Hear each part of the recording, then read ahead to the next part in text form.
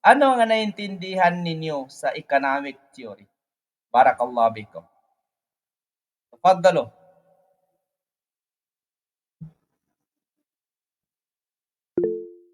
Tafaddal Sheikh Yusuf. Barakallahu fik. Assalamualaikum Ustaz. Waalaikumsalam warahmatullahi Uh, wabarakatuh. Naam. sa ako nagintindihan, ang economic theory man, may dalawang variables man sa economic theory. Ang independent variable o dependent variable man. So kung nagtaas ang presyo or ang price man kaniyang independent variable, ang quantity sa demand mo kay dependent or ang outcome sa price man. So if mataas ang presyo, konti lang ang demand. Pero if ang demand or ang produkto man kay konti lang, or if ang presyo ang konti lang, then ang supply side mataas ang demand sa produkto. At sa microeconomics man, ito ang mga individual units sa ekonomiya. So example, ang presyo sa anong tawag dito? Bigas sa pamilya. At ang macroeconomics, ito ang tawag yun, ang ekonomiya sa example sa micro? bansa. So example, Apo. GDP. Microeconomics ay individual, pang-pamilya, negosyo, like that, no? So macroeconomics, ano siya? Ito ang like sa mga anong tawag niya? Sa economy sa bansa. So example sa government man, example ang GDP man, ang unemployment o employment rates, ito ang na-infect ang economy sa usa ka government or sa ka institution. Naam. Barakallahu fik. Masya-Allah. Mumtaz Akhi Yusuf. Jazakallah khairan. Okay. More independent variable and independent variable. Example do sabi ni Sister Fatima. Sa Sister Fatima? Oh. Aha. Okay. Yes. Sabi mo kanina, barakallahu fik ya Sheikh Yusuf, independent variable. Konti lang to, konti lang. Dependent ano yan? Independent IB. IB ang formula yan. IB. So, yung IB po, independent variable, ay siya po yung cost. Sabab. Cost. No? Cost and effect relations nila. So, called independent. Pero ang EB, ang DB, DB, ay siya po yung effect. Kapag may cause, may effect. Is it right? Tama po ba? Cause and effect relationship po. So, ano ang example niyan kapag punta tayo sa education? Sa education lang tayo. Sa education. Example niyan, IB, independent variables ay hours, for example. Hours of study. Hours of study per day. Per day. So, yan po yung independent variables. Pero, ang DB niyan, ano sa palagay ninyo? DB. Tafaddalo. Ang magiging DB niyan ay test scores. Bakit?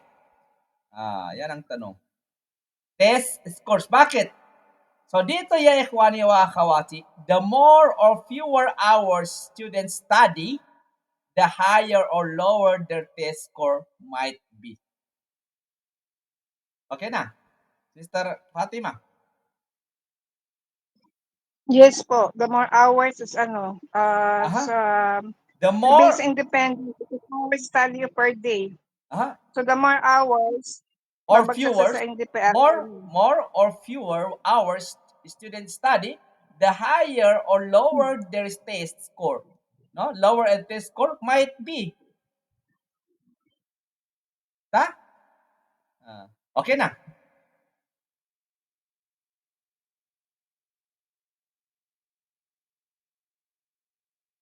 Okay, another example. Sa economic, kunin natin sa economics, no? Economic example. Sa Sister Fatima? Punta tayo sa wag dyan sa education. Economics tayo. Barakallahu fikum. Sa economics, ya ikhwani wa akhawati. Sa economics, no? Example natin, yung IB natin dyan ay interest rate. Interest. No? Interest rate tayo dyan. So, anong interest rate? Set by the Central Bank ng Pilipinas. For example. No? So, dito, ang DB ay magiging amount of borrowing by business. Amount. No? Amount of borrowing by businesses. Depende po, no? So, the business borrowing depends on the interest rate. So, the business borrowing depends on the interest rate. So, yan po yung IB and DB o independent variables or dependent variables. Okay, another example natin dyan. IB in medicine, dosage of a new medicine, no? Yan ang IB niya. Pero ang DB, reduction in a patient's symptoms. So the effectiveness of the medicine depends on the dosage given.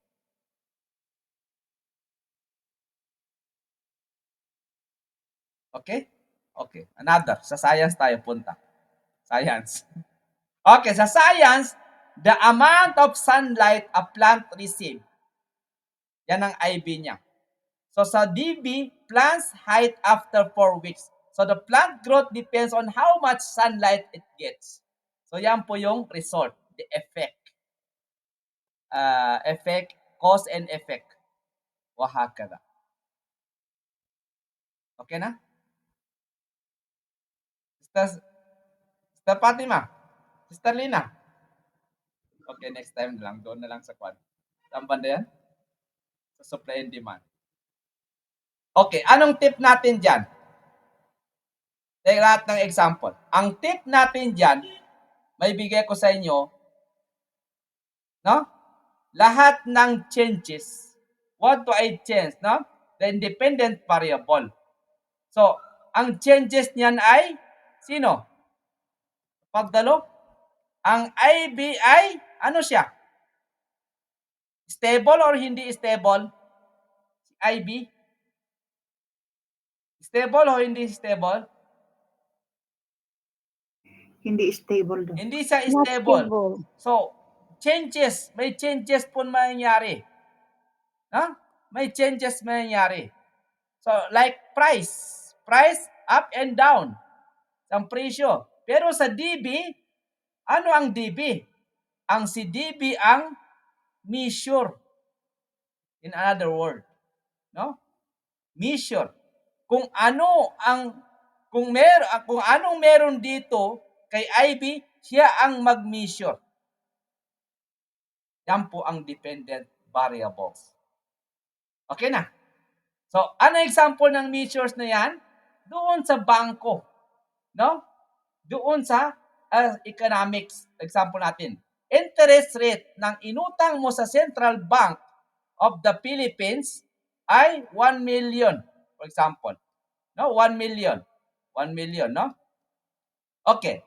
So, amount of borrowing by business, depende po sa yung DP. Depende sa inutang mo. Doon po depende. So, we call dependent variable here is measure. Nimi-measure niya kung ilan ang inutang mo doon. Kung yan ay 5 million, yan ay 10 million, nakadepende po yung rate mo, yung interest rate mo na sinet mo doon sa Central Bank of the Philippines.